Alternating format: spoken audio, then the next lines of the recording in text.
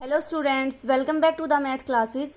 Students, आज की इस वीडियो में हम क्या करेंगे, जो आपका डायनामिक्स का चैप्टर स्टार्ट करवा रखा था न्यूटन्स लॉ ऑफ मोशन, उसकी एक्सरसाइज 5.3 है। उसके एक्सरसाइज का क्वेश्चन नंबर 8 करेंगे। ठीक है, मोस्टली स्टूडेंट्स का डाउट था इस क्वेश्चन में, तो इस क्वेश्चन को आज डिस्कस करेंगे। क्या है आपके पास स्टेटमेंट, देखो इसकी, देखिए क्या स्टेटमेंट है आपके पास क्वेश्चन नंबर 8 की। If the string of an Atwood's machine can bear a strain of only 1/8 of sum of two weights, show that least possible acceleration is this। आपके पास क्या गिवन है, जो एटवुड्स मशीन है उसकी जो इलास्टिक स्ट्रिंग है वो किस टेंशन को सपोर्ट करती है, maximum 1/8 sum of two weights. इस स्ट्रेन को क्या करती है, इस टेंशन को क्या करती है, बियर मीन्स इसके ऊपर जो मैक्सिमम टेंशन लगेगी वो कितनी लगेगी, 1/8 of sum of its two weights. ठीक है, आपको ये बताना है कि जो लिस्ट पॉसिबल एक्सेलरेशन होगा उसकी वैल्यू ये होगी। तो इससे क्वेश्चन को करने से पहले थोड़ा सा एडवुड्स मशीन के बारे में बता देती हूँ कि होता क्या है इसका प्रोसेस। एडवुड्स मशीन में क्या होता है, आपके पास ग्राउंड में आपका होता है एक बेस। ठीक है, इस बेस में क्या अटैच करते हो आप, एक पिलर को अटैच करते हो, और इस पिलर के एंड पे यहाँ पे क्या लगाते हो, एक पुली अटैच करते हो इसके साथ। ठीक है, पुली के ऊपर से क्या पास करते हो, इलास्टिक स्ट्रिंग पास करते हो। दोनों एंड्स के ऊपर सेम मास को आप अटेन करोगी, मीन्स आपके पास दोनों एंड्स के ऊपर सेम मास को आप यहाँ पे भी, अगर आपका m मास है यहाँ पे भी आप m मास को अटैच करोगे। ठीक है, इस मास को आप एक यहाँ पे एक स्पोर्ट बना के, इस स्पोर्ट के ऊपर या फिर एक बेस बना के इस बेस के ऊपर इस मास को क्या कर दोगे, पुट कर दोगे। यहाँ पे लगाओगे आप एक रिंग टाइप का कुछ इंस्ट्रूमेंट, यहाँ पे आप एक रिंग लगा दोगे, दोनों एंड्स के ऊपर सेम मास को अटैच करोगे। इस वाले मास को जहाँ पे स्ट्रिंग लगाया है इसके नीचे क्या लगा दोगे, एक इसका बेस लगा दोगे, मीन्स इसको सपोर्ट कर दोगे मास m को। फिर क्या करोगे आप, इस मास में आप एक स्मॉल क्वांटिटी मास ऐड कर दोगे, और फिर क्या करोगे, जो आपने ये बेस बनाया था इसके नीचे उसको हटा दोगे। जैसे ही आप इसको हटाओगे तो देखो ये दोनों मास सेम थी, आपने इसमें एक और मास अटैच कर दिया, तो इसका मतलब ये मास आपका ज़्यादा हो जाएगा। अब ये मास आपका ज़्यादा, ये मास आपका कम, तो जैसे ही इस बेस को आप हटाओगे सिस्टम क्या होएगा, आपका मोशन में आ जाएगा। ये मास आपका डाउनवर्ड जाएगा, ये आपका अपवर्ड जाएगा। अब जैसे ये मास आपका डाउनवर्ड जाएगा और इस स्ट्रिंग में से पास करेगा, इस रिंग में से, तो जो आपने ये एक्स्ट्रा मास ऐड किया था वो इसमें से रिमूव हो जाएगा। ठीक है, ये जो एक्स्ट्रा मास था वो इसमें से क्या हो जाएगा, आपका रिमूव हो जाएगा। तो इस तरह से देखो आपके पास जो ये सिस्टम है वो मोशन में तो आएगा, मोशन में आएगा तो ऑब्वियस सी बात है इसमें क्या होगा, एक्सेलरेशन होगा। तो इस तरह से आपके पास जो एक्सेलरेशन आएगा वो आपके पास एक्सेलरेशन की वैल्यू क्या आएगी, F is equal to m plus m minus m। Means आपके पास जो ये हैवी मास बन गया, इस मास में से जो ये आपका लाइटर मास है उसको क्या कर दोगे, सब्ट्रैक्ट कर दोगे, अपोन में दोनों का क्या आएगा, sum, means m plus m into g. ये आपके पास क्या आएगा, इस सिस्टम का एक्सेलरेशन आएगा। ठीक है, और जो आपके पास इस इलास्टिक स्ट्रिंग में टेंशन आएगी, टेंशन तो आएगी क्योंकि देखो यहाँ पे भी आपका मास है, यहाँ आपका ग्रेविटी की वजह से ये नीचे की तरफ जाएगा, तो आपके पास ये मास क्या करेगा, इसको थोड़ी सी इसमें क्या करेगा, टेंशन प्रोड्यूस करेगा। तो वो जो टेंशन आपकी आएगी वो टेंशन कितनी आएगी, T is equal to 2m1।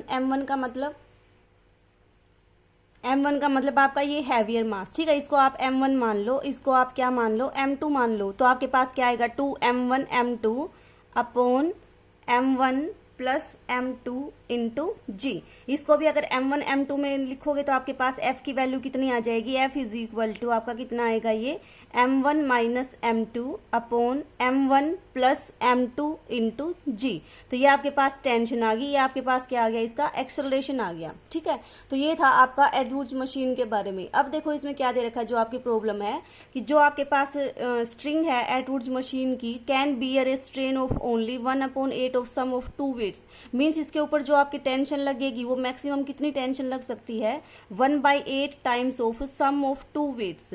अब देखो m1 m2 अगर आपके पास मास है तो वेट क्या बन जाएगा, इसकी जी से मल्टीप्लाई कर दो, वो आपका क्या बन जाएगा, वेट बन जाएगा। तो इसका मतलब आपके पास जो स्ट्रेन लगेगी, जो टेंशन लगेगी इस केस में, वो मैक्सिमम कितनी लगेगी, 1/8 times of sum of weights. Sum of weights का मतलब m1g प्लस m2g।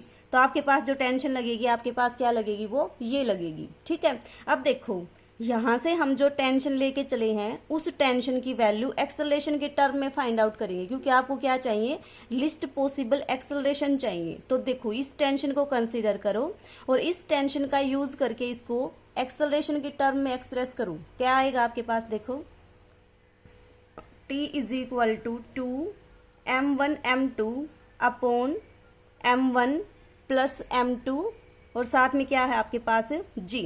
अब ये लेके आने के लिए आपने क्या किया, एक फैक्टर से मल्टीप्लाई भी करोगे और डिवाइड भी करोगे। कौन सा है वो फैक्टर आपका, m1 plus m2 upon 2g। इस फैक्टर से आपने क्या कर दिया, इसको मल्टीप्लाई भी कर दिया और डिवाइड भी कर दिया। तो देखो आपके पास क्या आएगा, 2m1 m2 2m1 m2 upon m1 plus m2। अब देखो यहाँ पे मल्टीप्लाई कर रखा है तो यहाँ पे डिवाइड भी करोगे, डिवाइड करोगे तो इसकी पावर कितनी आ जाएगी आपकी, 2 आ जाएगी। अब 2g से यहाँ डिवाइड कर रखा है तो यहाँ क्या करोगे, मल्टीप्लाई करोगे तो 2g, एक g तो इसकी वजह से, एक g आपका ये, तो कितना आ गया आपके पास, 2g स्क्वायर आ गया। ठीक है, अब देखो ये आपका क्या बन जाएगा, 2 इंटू 2 4m1 m2। अब 4m1 m2 को आप क्या लिख सकते हो, देखो this is equal to m1 plus m2 upon 2g। 4m1 m2 को आप ये लिख सकते हो ना, m1 प्लस m2 का whole square minus m1 minus m2 का होल स्क्वायर, ये लिख सकते हो। क्योंकि देखो जब इसका स्क्वायर ओपन करोगे और इसका स्क्वायर ओपन करोगे और दोनों को सब्ट्रैक्ट करोगे तो आपके पास 4m1 m2 आएगा। बस इसी को हमने ये लिख दिया।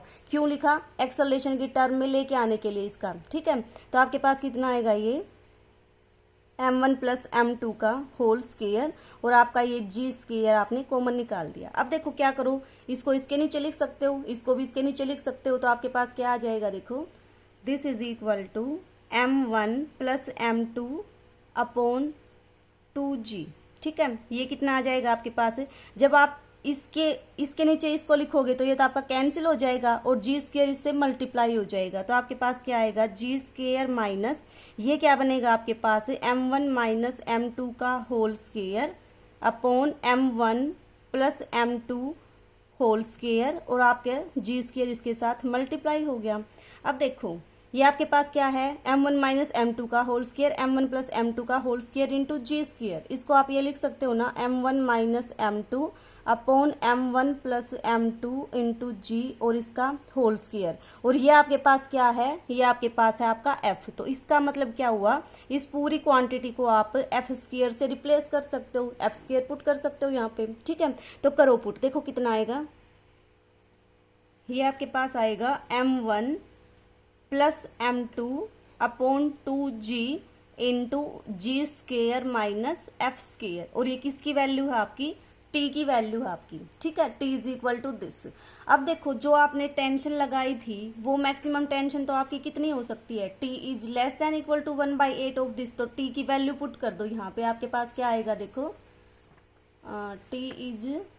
t की वैल्यू कितनी है आपके पास, m1 plus m2 upon 2g और ये आपके पास क्या है, जी स्क्वायर माइनस एफ स्क्वायर और इसकी वैल्यू क्या आएगी आपकी, less than 1/8 times of m1g plus m2g। Just क्या किया है, जो ऊपर रिलेशन लिया था उसमें t की वैल्यू पुट कर दी। ठीक है, अब देखो कितना आएगा आपके पास, m1 प्लस m2 ये आपका m1 प्लस m2, g को कॉमन निकाल दोगे तो आपके पास क्या बच जाएगा, ये आपका 1/8 m1 प्लस m2 इंटू जी। m1 प्लस m2 से आपका m1 प्लस m2 कैंसिल हो जाएगा, 2 से आपका ये 4 पे कैंसिल हो जाएगा। तो आपके पास क्या बचेगा, g square minus f square, less than का साइन चल रहा है तो लेस देन का सिंबल यूज कर दो यहाँ पे। कितना आएगा आपके पास 1/4, इस जी को इधर शिफ्ट करोगे तो कितना आएगा आपके पास, ये आपका बन जाएगा जी स्क्वायर बन जाएगा। ठीक है, अब इस जी स्क्वायर को भी उस तरफ शिफ्ट करो, क्या आएगा, F square is less then 1/4 और आपके पास ये क्या है, जी स्क्वायर, इसको इधर शिफ्ट करोगे तो आपके पास कितना आएगा, -1 टाइम्स ऑफ जी स्क्वायर। ठीक है, अब कितना आएगा, इसको अगर सोल्व करोगे तो ये आपका आएगा 3/4 g square, means f square is less than equal to 3/4 times of ji square. ठीक है, अब देखो स्क्वायर को हटाओगे तो एफ सॉरी यहाँ पे देखो माइनस भी था यहाँ पे, यहाँ भी माइनस था, और जब इसको आप करोगे तो यहाँ भी क्या आएगा, आपका माइनस आएगा। अब देखो अगर आप माइनस से मल्टीप्लाई करोगे तो आपकी इक्वलिटी क्या हो जाएगी, चेंज हो जाएगी। माइनस तो यहाँ पे था ही, जैसे ही माइनस से मल्टीप्लाई किया तो क्या आ जाएगा, F is greater than equal to 3/4 times of ji square. ठीक है, अब देखो हाँ यहाँ भी स्क्वायर था, स्क्वायर से स्क्वायर अगर आप करोगे तो आपके पास कितना आ जाएगा, F is greater than equal to √3/2 G. ठीक है, इसका मतलब एफ की वैल्यू जो है इससे बड़ी आएगी, तो इसका मतलब लिस्ट पॉसिबल वैल्यू क्या होगी एक्सेलरेशन की, आपके पास ये होगी √3/2 टाइम्स ऑफ जी। और यही आपको प्रूव करना था कि जो एक्सेलरेशन की लिस्ट पॉसिबल वैल्यू है वो कितनी आएगी, आपकी √3/2 जी। देखो यही आपको प्रूव करना था कि show that list possible acceleration is √3/2 जी, और यही आपने प्रूव कर दिया। ठीक है, तो ये था आपका एक्सरसाइज 5.3 का क्वेश्चन नंबर 8। आई होप आपको क्लियर हो गया होगा। फिर भी कोई डाउट है तो आप पूछ सकते हो।